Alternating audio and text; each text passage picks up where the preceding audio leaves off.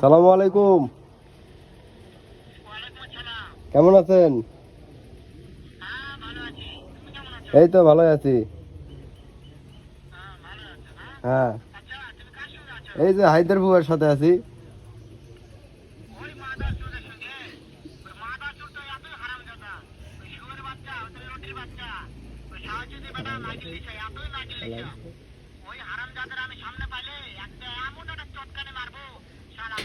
তোর মায়েরা চুদি আমি খাঙ্কির পোলা।